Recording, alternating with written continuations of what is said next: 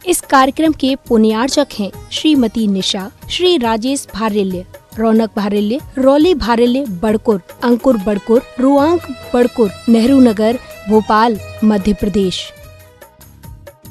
Baahubali and Muttin wholesales saris and cloth merchants, Chadchan district, Vijaypur एवं समस्त Baahubali and Muttin परिवार।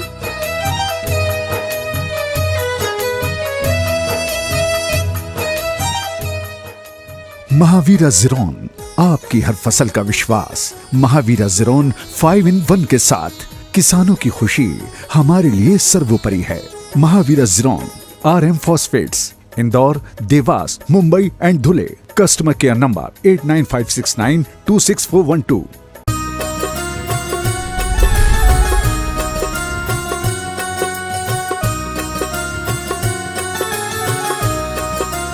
बोले देवादिदेव श्री आदिनाथ भगवान की जय जय जय।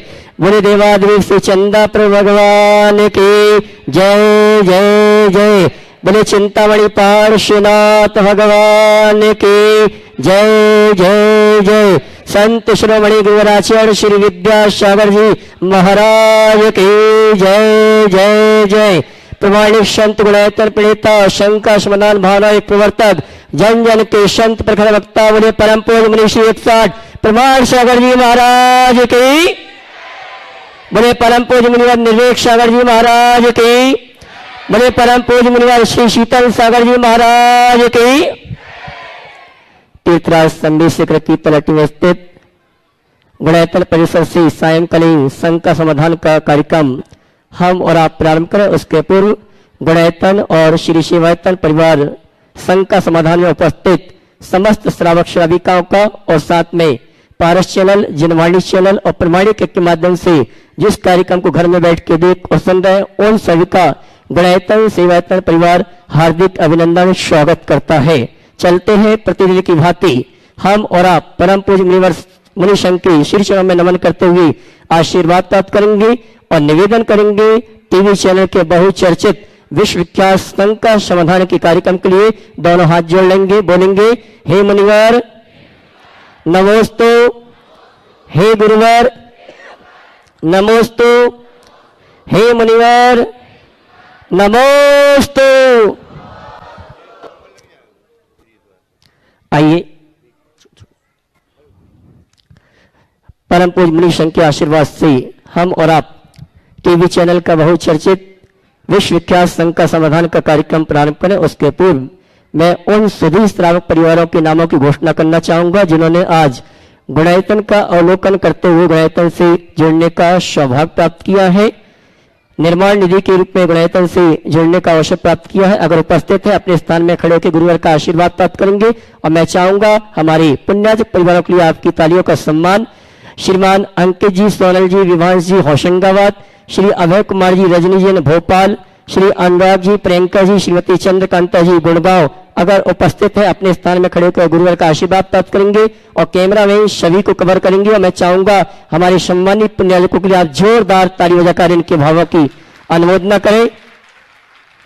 और अभी चलते हैं जिन्होंने गुणायतन में स्वर्ण दान देकर अपने जीवन को स्वर्ण प्रदान किया है यहाँ पर उपस्थित है तो खड़े होकर गुरुवर का आशीर्वाद प्राप्त करेंगे और टीवी कैमरा में सभी को कवर करेंगे। श्रीमान राजकुमार जी ममता जी जबलपुर, श्रीमान राकेश जी इंदुजन कटनेरा भोपाल, सुमन जी सौरभ जी, सुमित जी पूंजी विहान, मायरा रीना जी अंकिता जी जबलपुर अगर उपस्थित है तो अपने स्थान में खड़े होकर गुरुवर का आशीर्वाद प्राप्त करेंगे।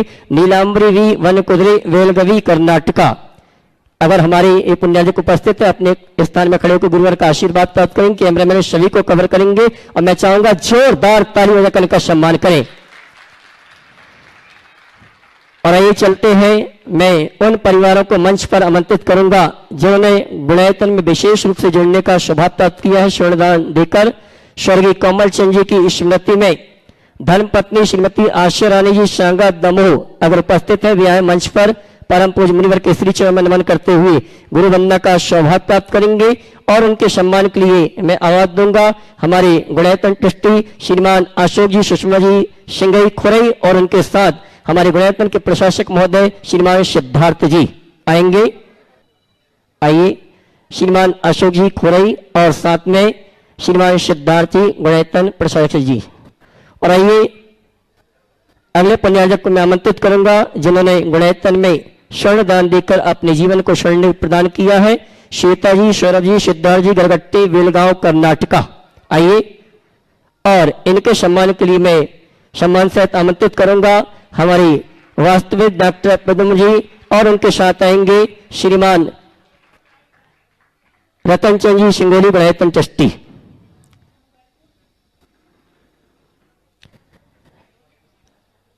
श्वेता जी, सौरभ जी, सिद्धार्थ गरगट्टे परिवार और इनके सम्मान के लिए मैंने आवाज दी है हमारे गुणैतन के गुणैतन ट्रस्टी वास्तविक डॉक्टर प्रद्युम्न जी दिल्ली और रतन लाल जी सिंगोली आएंगे। और चलते हैं इसी क्रम में गुणैतन में निर्माण सारथी के रूप में जिन्होंने जुड़ने का अवसर प्राप्त किया है जबलपुर से श्रीमती चंदा जी, माता श्री इंजीनियर सैनिक राजुल जी, CS राजीव, रचना जी, एडवोकेट सत्येंद्र, जॉइंट कमिश्नर आभा जी जबलपुर, ये आएंगे। निर्माण सारथी के रूप में गुणैतन से जुड़ने का अवसर प्राप्त किया है और इनके सम्मान के लिए मैं आवाज दूंगा गुणैतन ट्रस्टी श्रीमान आशीष जी वंडा ठेकेदार परिवार और श्रीमान सुभाष जी सीओ साहब गुणैतन आएंगे। हमारे संबंधी निर्माण सारथी चंदा देवी परिवार का सम्मान का कार्यक्रम संपन्न करेंगे और मैं चाहूंगा आप जोरदार ताली बजाकर इनका सम्मान करें। इसी क्रम में अगले पुण्यार्जक के रूप में निर्माण सारथी के रूप में जिन्होंने गुणैतन से जुड़ने का अवसर प्राप्त किया है श्रीमती अनीता जी, धर्मपत्नी स्वर्गीय राकेश जी, श्री विभोर जी, रुचि जी, गाजियाबाद उत्तर प्रदेश आएंगे और इनके सम्मान के लिए मैं आवाज दूंगा हमारे गुणैतन के कोषाध्यक्ष महोदय श्रीमान NL जैन साहब और साथ में आएंगी श्रीमती अर्चना जी वेनाडा गुणैतन ट्रस्टी कोलकाता।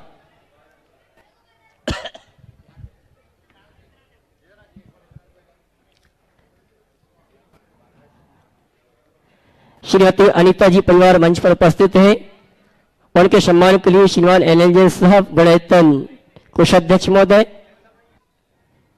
श्रीमती अनीता जी धर्मपत्नी स्वर्गीय राकेश जी, विभोर जी, रुचि, गाजियाबाद उत्तर प्रदेश परिवार पहुंचेगा और इनके सम्मान के लिए मैं सम्मान से आमंत्रित कर रहा हूं हमारे सुभाष जी सीओ साहब और अर्चना जी वेनाडा कोलकाता। एक रहेगी हमारे जी। और गुणैतन में सूत्रधार के रूप में जिन्होंने जुड़ने का अवसर प्राप्त किया अभी अभी डॉक्टर स्मिता जी धर्मपत्नी श्री दीपराज जी, आदेश जी, अरिहन जी, सागर हमारे बीच उपस्थित हैं। वे आए परम पूज्य मुनिवर के श्री चरण मनवा करते गुरुवंदना का सौभाग्य प्राप्त करेंगे और उनके सम्मान के लिए मैं आवाज दूंगा गुणैतन ट्रस्टी श्रीमान विमल जी छातला और गुणैतन ट्रस्टी अंजू बहन गुड़गांव। आइए श्रीमान डॉक्टर स्मिता जी धर्मपत्नी दीपराज जी, आदेश, अरन जी, सागर। मैं चाहूंगा इनके सम्मान में जोरदार ताली बजाकर का सम्मान करें और चलते हैं सम्मान के इसी क्रम में अब शंका समाधान का कार्यक्रम हम और आप प्रारंभ करेंगे और आज की प्रथम शंका के लिए मैं आमंत्रित करूंगा गुणैतन के श्रोमणी संरक्षक डॉक्टर अशोक जी, सविता जी, विदिशा भोपाल।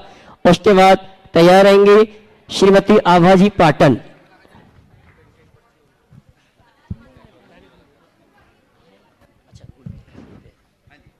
द्वैत मुनिराजों को मेरा नमोस्तु और एलक जी और छुल्लक जी को मेरा इच्छामी।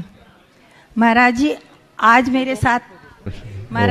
मेरे साथ युवा पीढ़ी है तो मैं उनसे ही संबंधित प्रश्न पूछना चाहूंगी कि बेहतर है कि ये प्रश्न उनको ही पूछने दे दो। वो भी उनके पास भी एक प्रश्न है। अच्छा। तो जैसा आज के वर्तमान परिवेश में उच्च शिक्षा के लिए सभी को बाहर जाना होता है और उच्च शिक्षा देना भी ज़रूरी है हमारे धर्म प्रभावना के लिए भी और आगे विकास के लिए भी। तो वहाँ पे सामंजस्य बिठा के अपने आप को संस्कारित रख के और धर्म की रक्षा करके ये युवा पीढ़ी कैसे आगे अपना जीवन जी सकती है? देखिए, आपने स्वयं ने भी उच्च शिक्षा ली है। उच्च शिक्षा लेना कोई गुनाह नहीं है। अगर मनुष्य की निष्ठा हो तो 7 समुंदर पार जाकर के भी वो अपने जीवन को ऊंचाइयों तक पहुंचा सकता है। मैं ऐसे कई युवकों और युवतियों को जानता हूं जो भारत से बाहर पढ़ रहे हैं पर वहाँ रहकर अपने हाथ से अपना खाना बनाकर खाते हैं, मेहनत कर रहे हैं। तो हमें चाहिए कि हम बच्चों के हृदय में कूट कूट के धर्म के संस्कार भर दें, उन्हें उनके जीवन की मर्यादा का पाठ पढ़ा दें, उनके हृदय में धर्म निष्ठा जागृत करके संवेदनशीलता भर दें, तो फिर ज़्यादा कुछ कहने की जरूरत नहीं हो।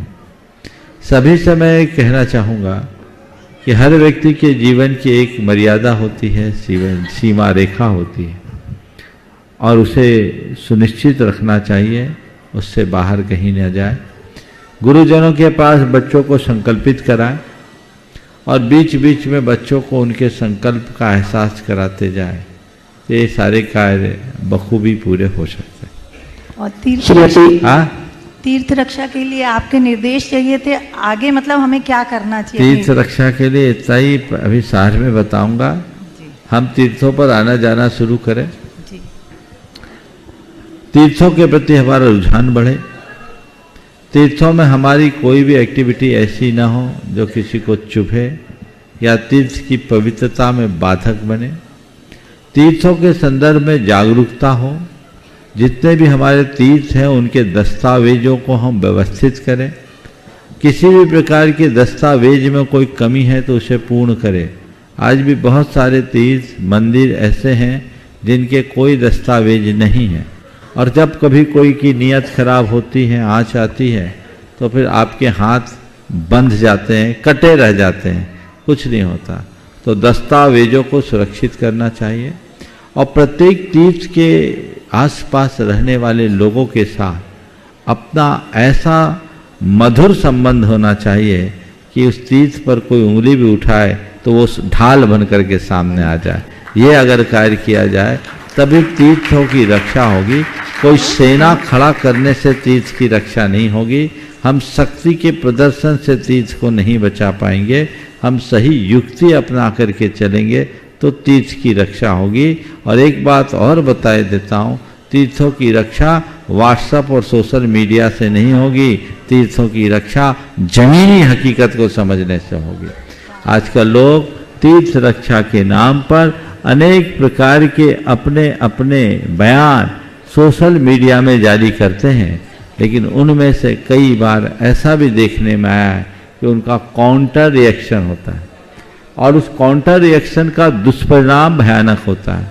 इसलिए बहुत ही गंभीरता से सकारात्मकता के साथ इन पर ध्यान देना चाहिए। श्रीमती आवाजी पाटन अपनी शंका का समाधान प्राप्त करें। बच्चों का और इसके बाद हाँ इक्षामी येलक जी चुलक जी को मेरा प्रश्न ये है, जैसे अभी आधुनिक काल में हम वचन और काय से तो अहिंसा का पालन कर लेते हैं, परंतु मन से, आर्थिक विचारों से अहिंसा का पालन कैसे कर सकते हैं? देखिए, बात बिल्कुल सही है। वचन और काय से हम अहिंसा का पालन कर लेते हैं, मन से कैसे करें? तो पहले काय और वचन से अच्छा से करें और मन के साथ अच्छी भावना भाएं, और जितना बने मन को अच्छे कार्यों में लगाए रखें। जितनी देर हम मन को अच्छे कार्य में लगाएंगे, हम अहिंसा की भावना से भरे रह जाएंगे। नमस्ते महाराज जी। चलो जल्दी कर लो। हाँ महाराज जी, सामायिक में ना तो मन समता में रहता और ना स्थिर रहता है, तो महाराज एक ऐसी फार्मूला दे दीजिए जिससे सामायिक सामायिक में आप कोई आलम्बन लेना शुरू कर दें और उसमें मन को रमा लें, स्थिरता आ जाएगी। और आप जैसे लोगों के लिए, प्रोफेशनल्स के लिए मैं कहूँगा, भावना योग को अपनी सामायिक का हिस्सा बना लीजिए, देखिए कितना आनंद आता है। और आइए मैं डॉक्टर अशोक जी, डॉक्टर सविता जी, श्री संरक्षक गुणायतन विदिशा भोपाल, इनको मंच पर आमंत्रित करूंगा। वे यहाँ परम पूज्य मुनिवर के श्री चरण में नमन करते हुए आशीर्वाद प्राप्त करें। और मैं गुणायतन परिवार की ओर से शिवा शिवाजी शिव साहब और गुणायतन के प्रशासक मुद्दे सिद्धार्थ जी से चाहूंगा हमारे सम्माननीय डॉक्टर अशोक जी सविता जी का प्रतीक चिन्ह देकर सम्मान का कार्यक्रम संपन्न करें। और मैं चाहूंगा आप जोरदार ताली बजाकर इनका सम्मान करें। आइए शिवाजी, श्रीमती पूनम जी को भी आमंत्रित करूंगा शिवाजी के साथ। वे आए हमारे सम्माननीय डॉक्टर अशोक जी, डॉक्टर सविता जी, विदिशा भोपाल, सर्व संरक्षक गुणायतन, उनका प्रतीक चिन्ह देकर सम्मान का कार्यक्रम संपन्न करें। आइए। और अगले प्रश्न की तैयार। इसी क्रम में श्रीमती इंदिरा जी शोधिया, नवीन शोधिया, जलपुर, इन्होंने एक सोने की अंगूठी और 11,000 रुपए की राशि नगद प्रदान की है। अपने स्थान में खड़े होकर गुरुवार का आशीर्वाद प्राप्त करें और कैमरामैन उनको कवर करें। और आइए चलते हैं अगली शंका के लिए। श्रीमती आभा जी पाटन, उसके बाद तैयार रहेंगे सतीश जी, हमारे आदरणीय निर्मल कुमार जी परिवार सतना, उनके सुपुत्र दिगंबर जैन सोशल ग्रुप राष्ट्रीय सचिव। समूचे ब्रह्मांड के यशस्वी प्रोधा के चरणों में त्रिवार नमोस्तु नमोस्तु। मंचासीन सभी गुरुवरों को बारंबार वंदन करती हूँ। गुरुवर आचार्य श्री विद्यासागर जी महाराज ने अपने गुरु ज्ञान सागर जी महाराज की इतनी सेवा की कि यहाँ तक कि उनके मलमूत्र आदि से भी जुगुप्सा नहीं की। लेकिन वर्तमान में देखा जाता है कि आज के जो बच्चे हैं वो अपने माँ बाप की सेवा नहीं करते, बल्कि उनके लिए नौकर नौकरानी रख देते हैं। तो महाराज जी ये कहाँ तक उचित है? आप कृपा करके इस पर प्रकाश डालिएगा। देखिए यही तो बात है, इसको सब भोग भी रहे हैं। एक बात बिल्कुल बहुत अच्छे से समझने की, एक करोड़पति अरबपति बाप की संतान उसकी कोई सेवा करे इसमें संशय है, बल्कि दुर्लभ भी। लेकिन अगर कोई मुनि संघ और आरिका संघ में पहुंच जाए तो उसकी जो सेवा हो उसकी आप कल्पना भी नहीं कर सकते। ज्ञान सागर जी महाराज की सेवा आचार्य महाराज ने की। आप पे कह सकते उन्हें गुरु माना, गुरु तो भगवान की तरह होते हैं, तो उनकी सेवा कर ली जाए, मान लिया। लेकिन आप अगर देखो तो आज भी हमारे संघों में अगर कोई आम गृहस्थ की संलेखना होती, आम गृहस्थ, उसकी जो सेवा होती है उसकी आप कल्पना नहीं कर सकते। अभी पिछले वर्ष यहाँ एक संलेखना हुई, हमारे सारे छुल्लक जी और ब्रह्मचारियों ने रात रात जग कर, उस समय महाराज जी लोग नहीं थे, लेकिन ये छुल्लक जी, पांचों छुल्लक जी, और ये लोग भी ब्रह्मचारी थे, ये भी छुल्लक जी नहीं थे, और अन्य ब्रह्मचारी क्या सेवा की। और कैंसर जैसे कष्टकारी प्राण घातक बीमारी का सामना करने वाले व्यक्ति के लिए भी ऐसा एहसास कराया मानो कुछ भी नहीं है। अभी आरिका संघों में अनेक संलेखनाएं हो रही, उनकी जो सेवा वैया वृत्ति होती है वो देखने योग्य है। तो ऐसा क्यों होता है? हम लोग वैया वृत्ति को तप मानते हैं, उसे अपना परम धर्म मानते हैं, और आप लोगों को सेवा एक बोझ दिखता है। सेवा कीजिए और कराइए। और मैं तो एक बात कहता हूँ, आप चाहते हो कि हमारी संतान सेवा करे तो आप अपने घर में सेवा का आदर्श उपस्थित कीजिए। आप अगर स्वस्थ अवस्था में अपने बड़े माँ बाप की सेवा करोगे तो कल अस्वस्थ होने पर आपकी संतान आपकी सेवा करेगी। आज की जो वर्तमान शिक्षा पद्धति है उसने हमारी सारी व्यवस्थाओं को छिन्न भिन्न कर दिया है। सबसे ज़्यादा अगर कुछ नुकसान हुआ है तो वो हमारी संवेदनाओं पर हुआ है, संवेदनाओं को आघात पहुंचा। प्रेम, परस्परता, बंधुत्व और आत्मीयता जैसे उदात्त जीवन मूल्य छिन्न भिन्न हो गए। एक समय था जब पहले किसी को खांसी आती थी तो बाजू में बैठा हुआ कोई भी व्यक्ति उसकी पीठ मसलना शुरू कर देता था, पीठ पर हाथ सहलाता था। आज अगर कोई छटपटा भी रहा हो ना तो बस डॉक्टर को बुलाने की हिदायत देगा, दवाई प्रिस्क्राइब कर देगा या और कुछ, लेकिन सेवा करने का जो मनोभाव होना चाहिए वो दुर्लभ हो गया। आप लोगों को सीखना चाहिए। सेवा वैयावृत्त है, वैयावृत्त एक महान तप है। आप लोग अक्सर बोलते हैं निस दिन वैया वृत्त करैया सो नीचे, तो ये किसको सुनाते हैं? भगवान को। ये जीवन में आना चाहिए। आज भी मैंने ऐसे अनेक गृहस्थों में उदाहरण देखे जिन्होंने अपने बुजुर्ग माँ बाप की, माँ बाप नहीं सास ससुर की ऐसी सेवा की और अभी भी कर रहे हैं जिनकी जितनी सराहना की जाए उतनी कम है। तो बस सेवा की परंपरा को बनाए रखना चाहते हो तो घर में सेवा का आदर्श उपस्थित कीजिए। आप खुद सेवा भाव में जुड़ोगे तभी किसी और को सेवा के लिए प्रोत्साहित कर सकूं। श्रीमान सतीश जी सतना, उसके बाद तैयार होंगे श्रीमान आनंद जी सुधा जी चंदेरिया परिवार कोतमा। भावना योग प्रणेता मुनिश्री प्रणाम सागर जी को चरणों में सत सत नमन, सभी महाराजों को, छुल्लक जी को सादर नमोस्तु और वंदनामि इच्छामि।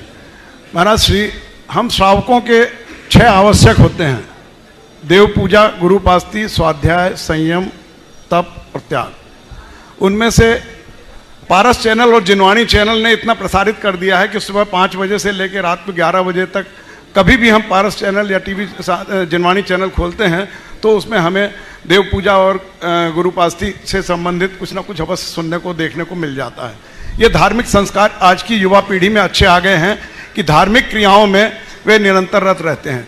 लेकिन हम ये सोचते हैं कि आत्म कल्याण की जो चीज़ें हैं वो स्वाध्याय, संयम और तप से ही आ सकती है।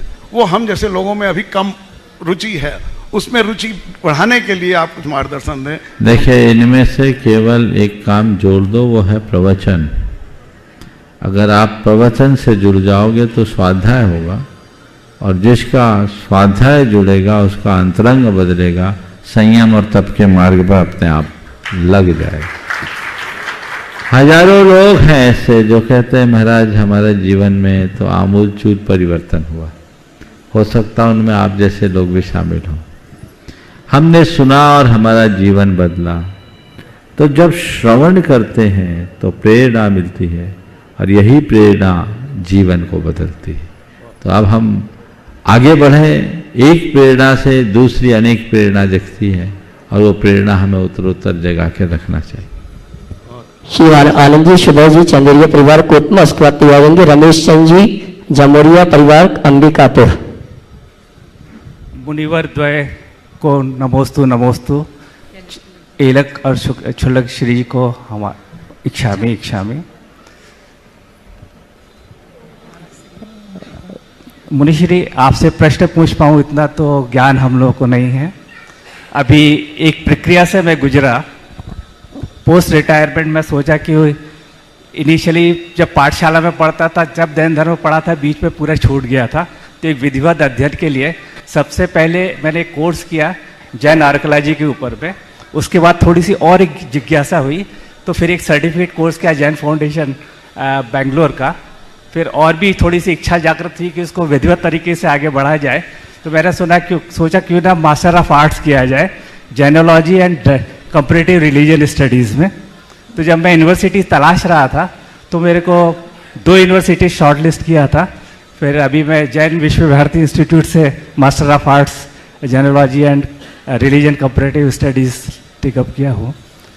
बहुत सारे लोगों से जब मेरा जिक्र हो रहा था तो इसमें दोनों जो हमारी यूनिवर्सिटी है बड़ी अच्छी यूनिवर्सिटीज़ हैं, पर हाँ इसमें जो कोर्स कंटेंट होता है ये नॉर्मली इसमें जितने भी आचार्य जो क्लासेस लेते हैं वो श्वेतांबर संप्रदाय के गुरुज और प्रोफेसर्स वगैरह होते हैं।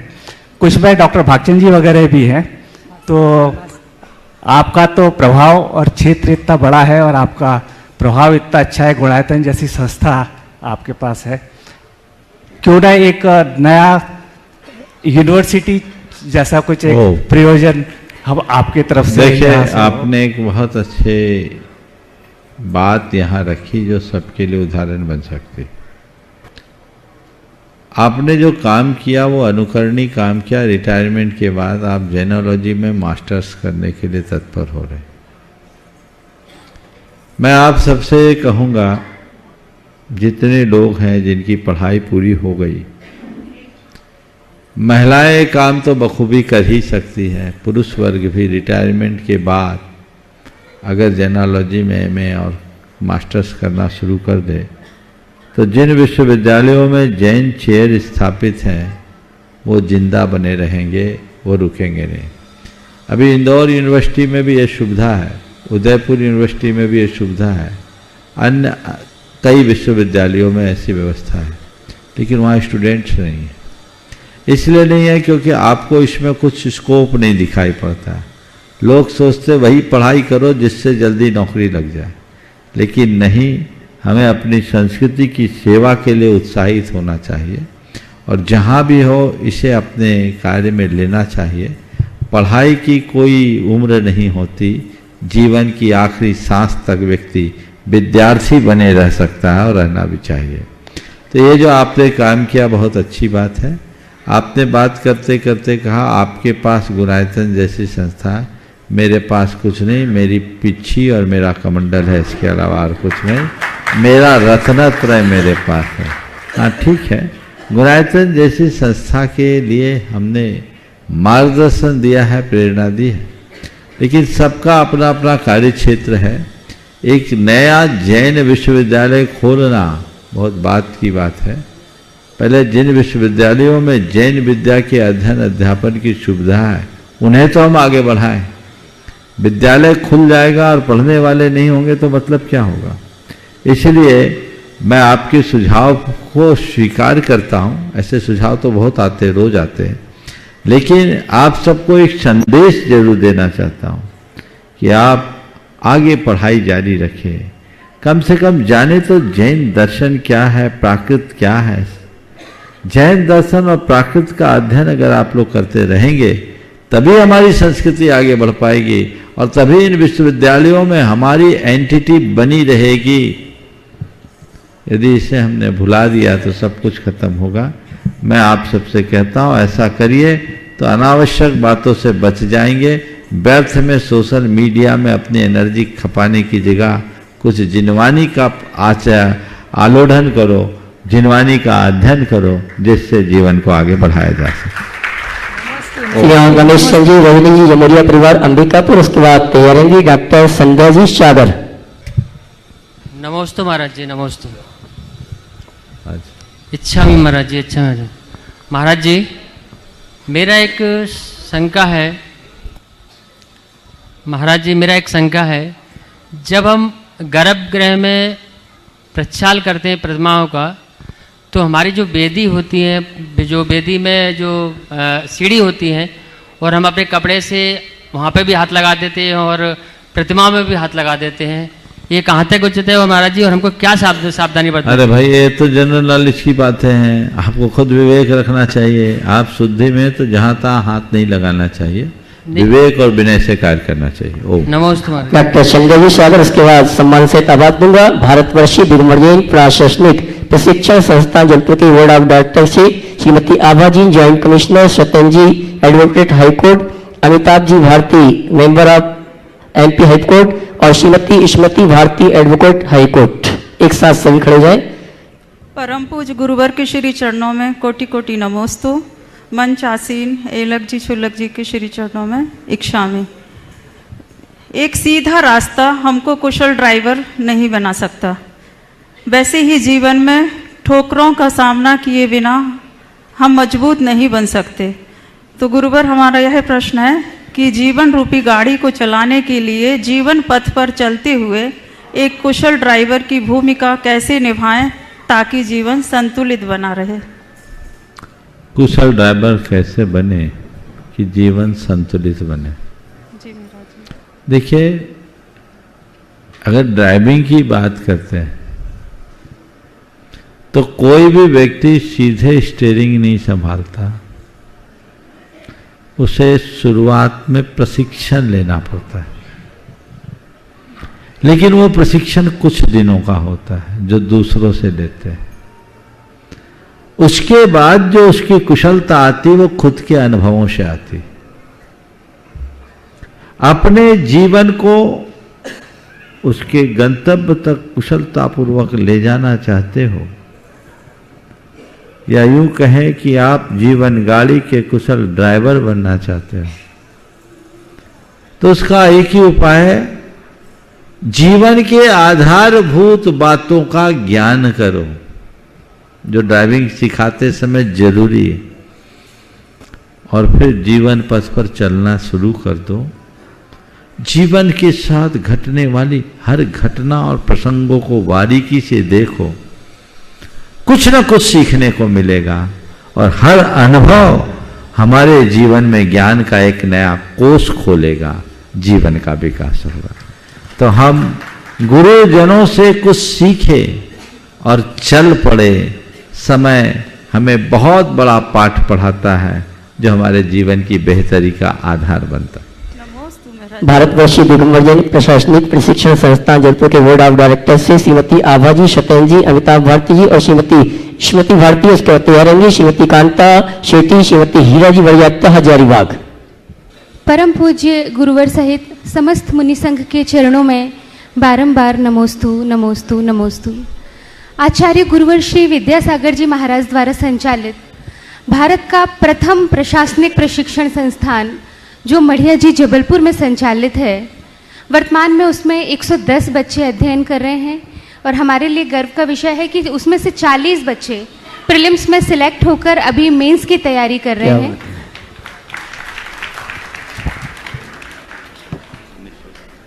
गुरुवर, उन बच्चों की सफलता के लिए हमने इन 40 बच्चों को पूर्णतः निःशुल्क शिक्षा हम अभी यहाँ उपलब्ध करा रहे हैं। भोजन, आवास, प्रशिक्षण, लाइब्रेरी, सारी चीज़ें उन्हें हम निःशुल्क प्रदान कर रहे हैं।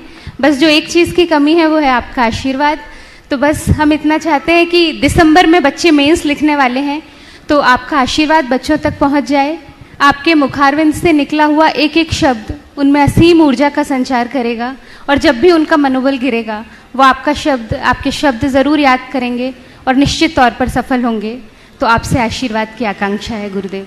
देखिए, पहले तो मैं चाहूंगा एक बार जोरदार करताल ध्वनि से इन सभी का अभिनंदन करें। 1991 में गुरुदेव के मानस में ये भाव उभरा था। उन दिनों मैं गुरु चरणों में था, जब जबलपुर में भारतवर्षीय दिगंबर जैन प्रशासनिक संस्थान की शुरुआत हुई।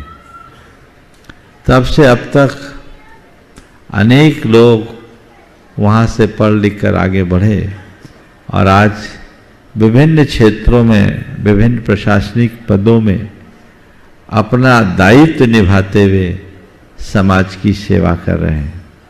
मैं गुरुदेव की ये दूरदर्शी सोच का ही एक उदाहरण मानता हूँ। बड़ी प्रसन्नता आज अन्य संस्थाएं, जीतो जैसी संस्थाएं भी इस कार्य में आगे आई है और प्रशासनिक क्षेत्र में हमारे समाज के प्रतिभाएं आगे बढ़ रही है और इन सब का श्रेय परम पूज्य गुरुदेव को जाता है। अभी बहुत अच्छी सूचना आपने मुझे दी कि 40 बच्चे मुख्य परीक्षा के लिए चयनित हुए हैं। मेरा उन सभी बच्चों को बहुत बहुत आशीर्वाद है और उनसे यही कहना है कि पूर्ण आत्मविश्वास के साथ परीक्षा दें। जब हम प्रारंभिक परीक्षा में उत्तीर्ण हो गए तो मुख्य परीक्षा भी पार होंगे और लक्ष्य ऐसा बनाएं कि हम मुख्य परीक्षा ही नहीं, हम तो मुख्य रूप से चयनित होना है और अपने दायित्व को निभाते हुए समाज की सेवा करना है। हमेशा ऊंचा लक्ष्य रखना चाहिए, मन में किसी प्रकार का संशय न करें और भावना योग करे और अपने आप को ये सोचे कि मुझे क्या बनना और मैं बन गया। ये भाव बार बार दोहराए तो बहुत बड़ा बदलाव आ सकता है। अपना लक्ष्य अपने सामने होना चाहिए, पूरा फोकस उसके प्रति होना चाहिए, बहुत उत्तम होगा। सम्मेद शिखर आने के क्रम में मैं जबलपुर में था, तब इन लोगों ने बहुत उत्साह का परिचय दिया था और इन्हीं प्रशासनिक संस्थान के बच्चों ने अलग से चौका लगाकर आहार भी कराया था। हमने आहार किया था, है ना, पंचकल अलग चल रहे थे। तो ये इन सब की धार्मिकता का उदाहरण है। सभी की ऐसी ही धार्मिक भावनाएं बनी रहे और जीवन पथ पर आगे बढ़े। बोर्ड ऑफ डायरेक्टर में ये सब नए सदस्य आए हैं और व्यवस्थाएं भी कुछ नया रूप ली है। मुझे अब और नई संभावना दिखती है। बहुत बहुत आशीर्वाद। श्रीमती कांता जी शेट्टी, श्रीमती हीरा जी वरियात्ता हजारीबाग, उसके बाद तैयार कुमारी आकर्षी जी, आशीष जी इंदौर। मैं हजारीबाग से हीरा वरियात्ता। महाराज जी, आप तो हमारे हजारीबाग के आन बान शान है ही। आपके चरणों में कोटि कोटि नमन, वंदन, आभार। लेकिन ये हमारी माँ साहब हमारी हजारीबाग की शान है। आज इनको 90वां जन्मदिन लगा है, इसलिए हम लोग सब आपके आशीर्वाद के लिए यहाँ आए हैं। पहले तो आप हमें अपना आशीर्वाद दें। नमस्ते महाराज जी, नमस्ते महाराज जी, नमस्ते महाराज जी। महाराज जी आशीर्वाद।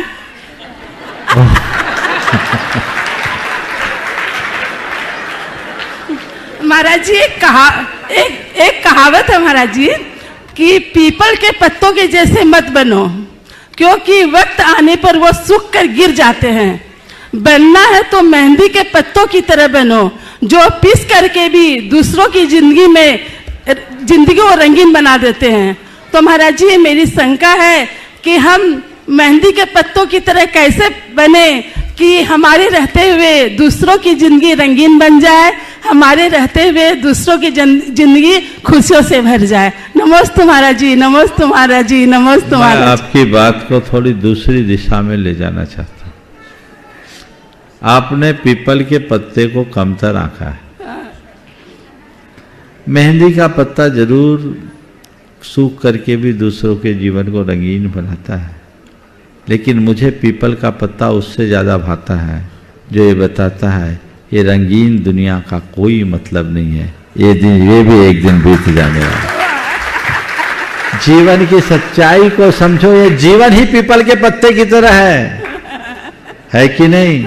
जब पीपल का पत्ता उभरता है तो कितना सुंदर लगता है, और बाद में जब तक है तब तक भी हिलता ही रहता है, और एक दिन झड़ जाता है। तुम्हारी ये सारी चमक पीपल के पत्ते की भांति है जो कभी भी सूख करके गिर जाएगी, इसलिए पीपल का पत्ता ज्यादा अच्छा। और सुनो, ये भी बहुत अच्छी बात है, ये माता आज 90वें वर्ष की वर्षगांठ इनकी हुई है, और आज वहां प्रवेश की, अभी तक फिट है। जब मैं संघ में गया था तब भी इनको ऐसे ही देखा था, और आज भी ऐसे ही देख रहा हूँ, और लगता है आगे भी ऐसे ही देखते रहेंगे। जीवन में अपनी निष्ठा को बना कर रखना चाहिए और आगे बढ़ना चाहिए। बहुत बहुत कुमारी आकर्षणी है अपने परिवार के साथ इंदौर, और वर्तिका काश्मीरी गुड़गांव, सुपुत्री शिवाजी मिलनजी विधायिका सीओ। नमोस्तु महाराज जी। महाराज जी मेरा प्रश्न ये है कि मेरी मम्मी हमेशा ये समझाती कि बहुत बहुत पढ़ना ही सब कुछ नहीं होता, सफलता के लिए एक लक पुण्य भी ज़रूरी है। तो जैसे देव दर्शन और इन सब पूजा के साथ में ऐसा क्या करूं जो पुण्य बढ़े, धर्म बढ़े और हम सफल हो सकें? देखो, पहली बात तो कोई अधर्म नहीं करना, यानी मेरा पुण्य छीन न हो, ये ध्यान रखना। और प्रत्येक विद्यार्थी को जो अपने जीवन को आगे बढ़ाना चाहता है वो कम से कम भगवान का स्मरण करे, नमोकार का जाप करे, कोई एक स्तवन का पाठ करे, और छुट्टी के दिन देव पूजन करे। ये पुण्य वृद्धि का कारण है। देव पूजन करे, जो अभिषेक के योग है वह अभिषेक करे, इससे पुण्य की वृद्धि होती है। नमस्ते महाराज जी। बहन मीना दी बगाशपुर, उसके बाद सम्मान से आवाज दूंगा भावनायुक्त के अनुभव के लिए श्रीमान निर्मल कुमार जी, अध्यक्ष उपभोक्ता संघ। बहन मीना दीदी बगाशपुर शायद नहीं है। ब्रह्मचारिणी अंकिता दीदी प्रत्यस्थली। गुरु की आंखें बोलती फिर मुख की क्या बात, धन्य उन्हीं का माथ है जिस पर गुरु का हाथ। बोलिए आचार्य भगवंत गुरु विद्यासागर जी महामुनि राज की, मुनि श्री 108 प्रमाण सागर जी, मुनि श्री निर्वेक सागर जी, मुनि श्री शीतल सागर जी महाराज के चरणों में बारंबार नमोस्तु। सभी एलक महाराज जी, छुल्लक महाराज जी के चरणों में बारंबार इक्षामि। महाराज जी मेरा प्रश्न ये है कि हम प्रतिभा स्थली के बच्चों को कैसे संस्कार दें कि वो प्रतिभा स्थली से निकलने के बाद भी और प्रतिभा स्थली में जब वो छुट्टियों में घर जाते हैं तो उनके संस्कार वो वहाँ पर बने रहें, और उनके माता पिता का घर पर क्या कर्तव्य होता है कि वो उनके संस्कार को बनाए रहें, जिससे वो संस्कार कभी धूमिल ना हो। नमस्ते। देखिए, बहुत अच्छी बात है, गुरुदेव की ये बड़ी सुदीर्घ दूरदर्शी सोच की अभिव्यक्ति है, जिसमें उन्होंने हमारे समाज की भावी पीढ़ी के उद्धार के लिए प्रतिभा स्थली जैसे उपक्रम को शुरू किया। बहुत सारी बच्चियां जो प्रतिभा स्थली से उभरी है, निकली है, और आज भी वह जहां है वहां जिन शासन का डंका बजा रही है, उनके घरों में संस्कार की अलख जग रही है। ये बहुत उत्तम कार्य है, लेकिन मेरा आपसे कहना है कि प्रतिभा स्थली में संस्कार देना नहीं है, संस्कार जगाना है, संस्कार गढ़ना है। बच्चों के हृदय में औचित्य का बोध होना चाहिए, धर्म निष्ठा गहरी करनी चाहिए, उनकी सोच और प्राथमिकताओं को बदलने का प्रयत्न करना चाहिए, पाप भीरुता इतना भर देना चाहिए कि व्यवहारिक जीवन में वे सपने में भी कुछ उल्टा करने की न सोच सके। ये तो प्रतिभास्तरी की तरफ से है, लेकिन दूसरी ओर अभिभावकों को भी ध्यान देना चाहिए। बहुत सारे अभिभावक बड़ा गड़बड़ करते हैं। एक स्थान पर मैं था, एक बच्ची अपने माँ बाप को लेकर आई और आकर के कही वो प्रतिभास्तरी की 9वीं कक्षा की छात्रा थी और कहा कि महाराज जी इनसे पूछिए इनने हमें प्रतिभास्तरी क्यों भेजा। मैं उनकी तरफ देखा, उन्होंने बोला महाराज जी इसलिए कि इनके उसके ऊपर अच्छे संस्कार पड़ जाए। तो जो बच्ची ने जो बात कही वो बहुत ध्यान देने हो गया। बोले महाराज जी हमको संस्कार पड़ जाए इस भाव से प्रतिभास्तरी भेजें, और आपको बताएं महाराज जी मैं यहाँ से यहाँ आती हूँ, मुझे कहते हैं आलू खा लो, प्याज खा लो, वहाँ तो तुमको मिलता नहीं, यहाँ ले लो, चलो बाजार में कुछ खा लो, रात में कुछ खा लो। बोलो महाराज जी अब मैं अपने संस्कारों का क्या करूं, मैं क्या करूं, इनकी बात मानूं या वहां की बात मानूं। मुझे तो लगता है ये मुझे संस्कार डालने के लिए नहीं भेजे हैं, अपना बोझ हल्का करने के लिए भेजे। उस बच्ची ने कही। अब बताइए ऐसी विसंगतिपूर्ण स्थिति में क्या संस्कार पड़ेंगे। ये विरोधाभास मिटना चाहिए। मुझे इतना तक मालूम पड़ा है कि प्रतिभास्थली की सीमा से निकलते ही उनकी ड्रेस बदलती है और मड़िया जी के चाट की ठेले से उनकी शुरुआत हो जाती। फिर मैंने उनको समझाया, बोले लज्जा तो तुम्हें आनी चाहिए। इस बच्ची ने वहां जाकर के आलू प्याज छोड़ा है तो तुम्हें सोचना चाहिए जब बच्ची वहां रहकर आलू प्याज छोड़ सकती है तो हम घर में रह कर के आलू प्याज क्यों ना बंद करें। जो संस्कार हम इसको देना चाहते वो संस्कार हमारे यहाँ होना चाहिए। एक उदाहरण ऐसा भी आया, दोनों प्रकार के परिणाम हैं कि बच्ची ने जब वहाँ जाकर सब छोड़ा तो घर के लोगों ने कहा अब हमारे घर में बनना ही नहीं चाहिए। उसका एक बड़ा भाई था, बोले जब बहन नहीं खाती तो हम भी नहीं खाएंगे, हमारे घर में बंद। ये संस्कार है। तो जब तक अभिभावक जागरूक नहीं होंगे तब तक कुछ नहीं होगा। हमें लगता है कि लोग आज संस्कारों के प्रति बहुत दोहरी राय रखते हैं, ऐसी राय में कोई फायदा नहीं है। अंदर से निष्ठा हो तभी संस्कार जग पाएंगे। ओम। श्रीमान नरेंद्र कुमार जी, मीना दीदी, हाँ वह मीना दीदी बगाशपुर। उसके बाद आमंत्रित हैं भावना युक्त के अनुभव के साथ श्रीमान निर्मल कुमार जी, अध्यक्ष वक्ता संघ।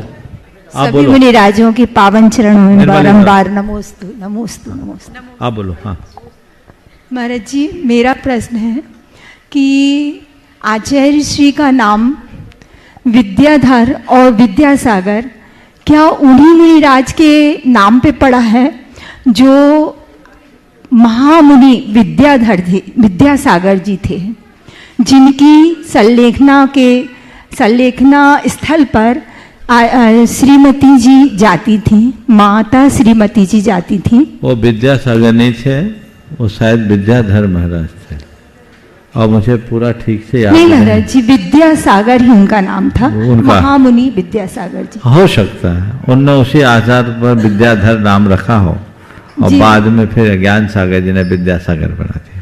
महाराज जी एक प्रश्न और है कि जैसे आज आपकी छवि और गुणायतन एक दूसरे के अविनाभावी हो गए, मतलब आपका नाम लेंगे तो गुणायतन याद आता है और गुणायतन का नाम लेते तो आपका नाम याद आता है। वैसे ही भगवान पार्श्वनाथ स्वामी का है, जैसे पार्श्वनाथ भगवान का अपन स्मरण करते हैं तो सबको याद आता है कि जिनके ऊपर फणा होता है वो पार्श्वनाथ भगवान है।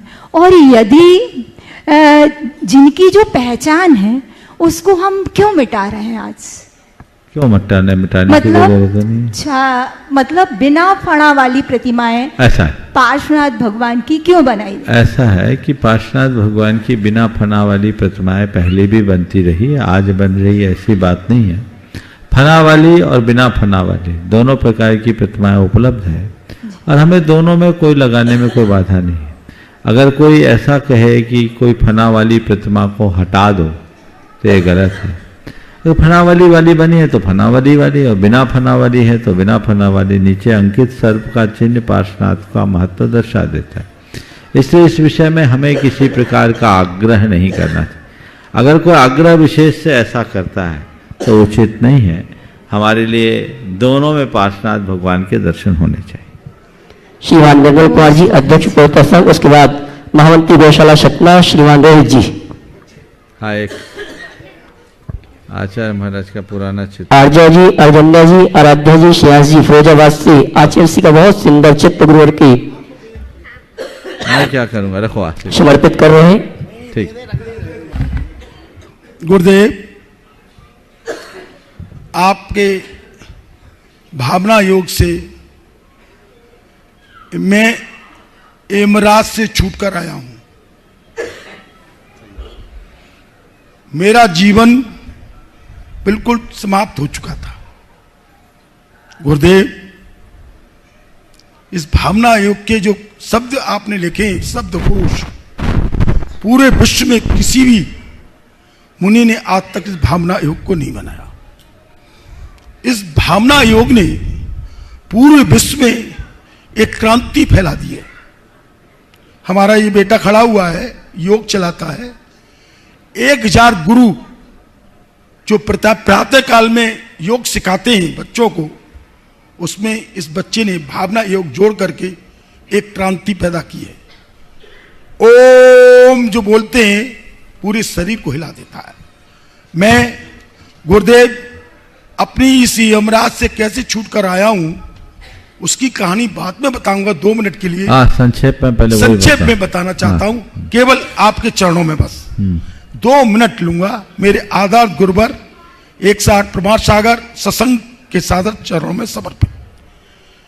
मैं कोरोना काल से ही आपके नित्य प्रतिदिन प्रवचन एवं शब्द शंका समाधान देखता हूं एवं उसे अंकित भी करता हूं। उसके प्रभाव होकर मैंने कुछ शब्द आपके लिए लिखे हैं।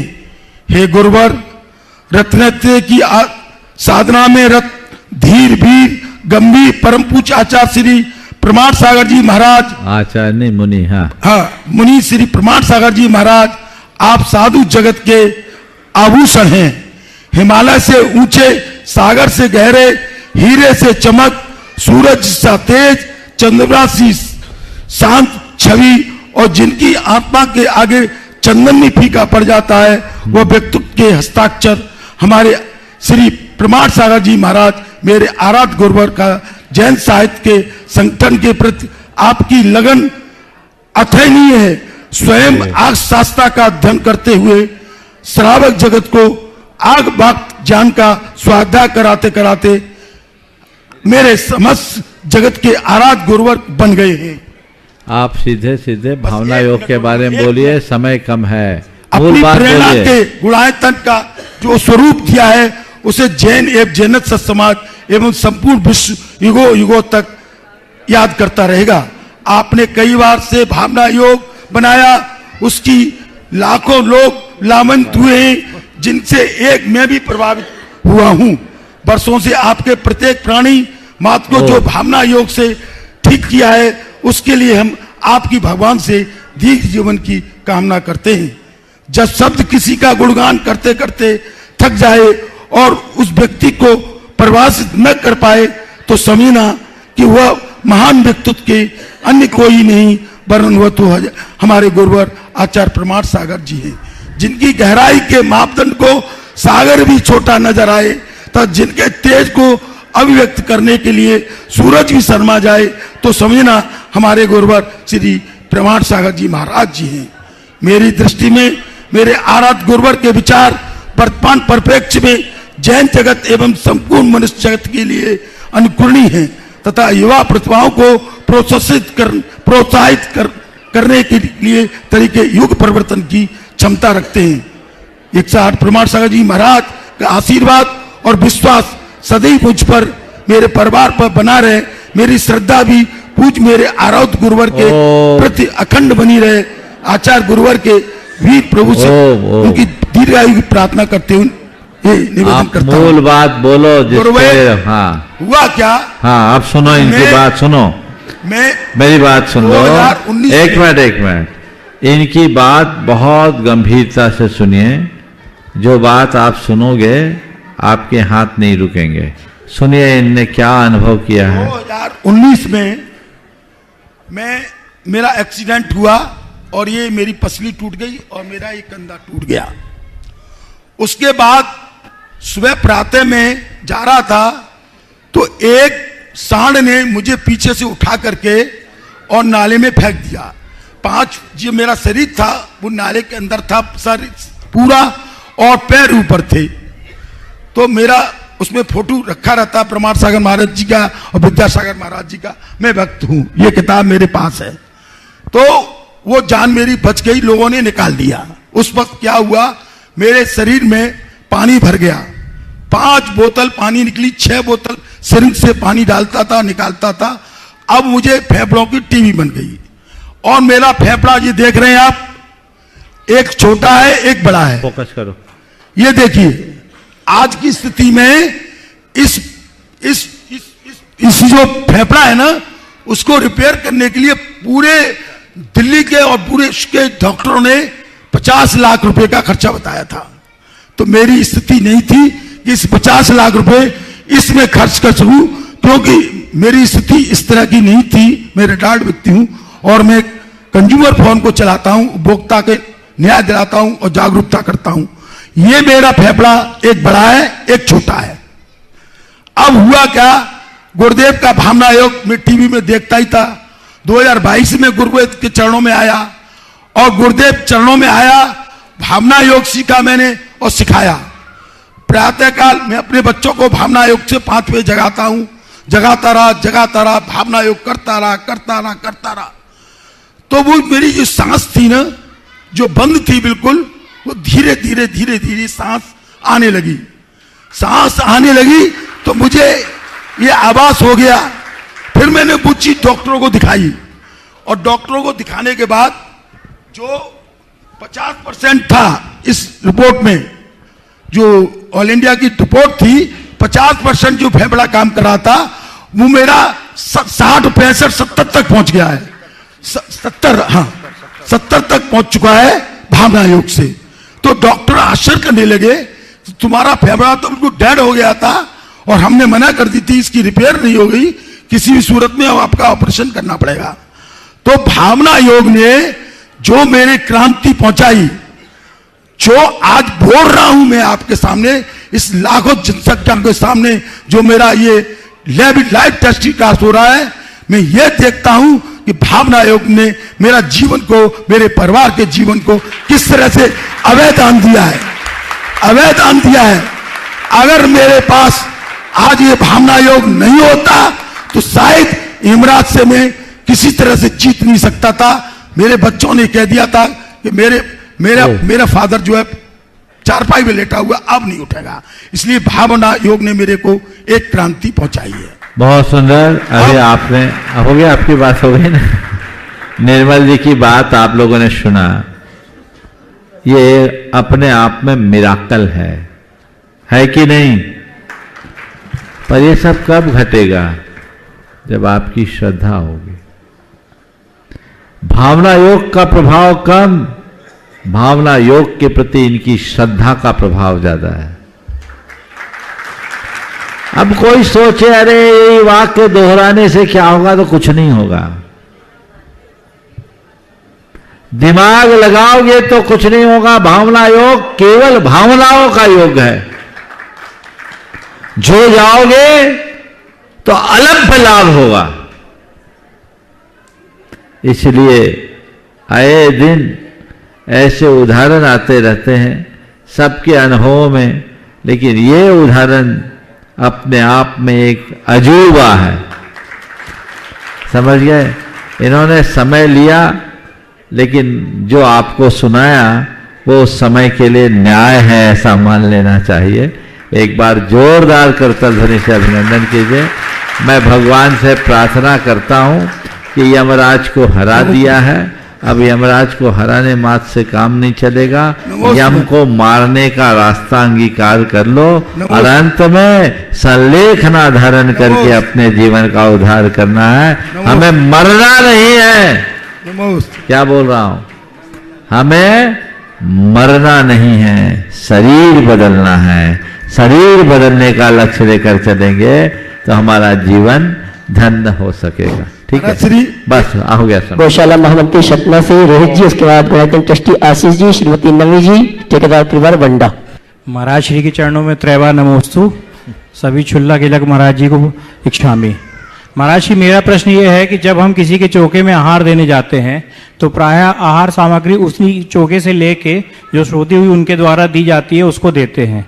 पर आजकल देखा गया है, एक नया ट्रेंड आ गया है, लोग चौके नहीं लगाते हैं लेकिन अपने घर से एक एक आइटम बना के ले जाते हैं और उस चौके में वो जाके चलाने का प्रयास करते हैं और चौके वाले की सामग्री यूज ही नहीं हो पाती है, या उसको एक विकल्प रहता है कि कहीं अंतराय ना आ जाए या कैसा शुद्धि है नहीं है।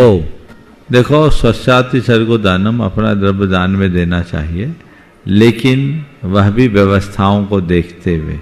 और एक तो जब भी एक चौके से दूसरे चौके में ले जाएं तो अपनी चीज़ ऐसी ले जाएं कि दिखाई भी ना पड़े और लिमिटेड चीज़ें ले जाएं। कई लोग थाल भर भर के ले जाते हैं और दूसरे देखते हैं तो लगेगा कितना खाता है साधु। तुम लाए हो एक थाल और साधु ने लिया एक और, पर प्रदर्शित क्या होगा? इसलिए इसमें बहुत विवेक रखना चाहिए और उसी अनुरूप काम करना चाहिए। और इसी तरह से इतनी चीज़ ले जाओ ताकि जिस चौके में ले जा रहे हो उसको देखकर उसे न लगे कि आय में कुछ नहीं बना पाया। इसलिए लिमिट से ही अपनी व्यवस्था होनी चाहिए। ओम शांति। नमस्कार। आज के सत्र को यहीं पर विराम। बोलिए परम पूज्य आचार्य गुरुवर श्री विद्यासागर जी। जय जय।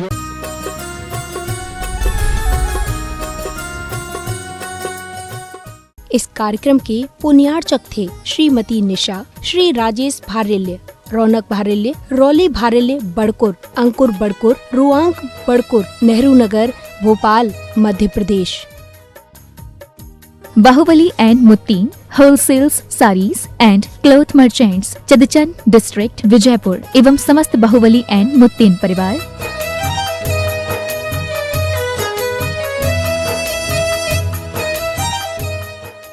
महावीरा ज़ीरोन, आपकी हर फसल का विश्वास। महावीरा ज़ीरोन 5-in-1 के साथ किसानों की खुशी हमारे लिए सर्वोपरि है।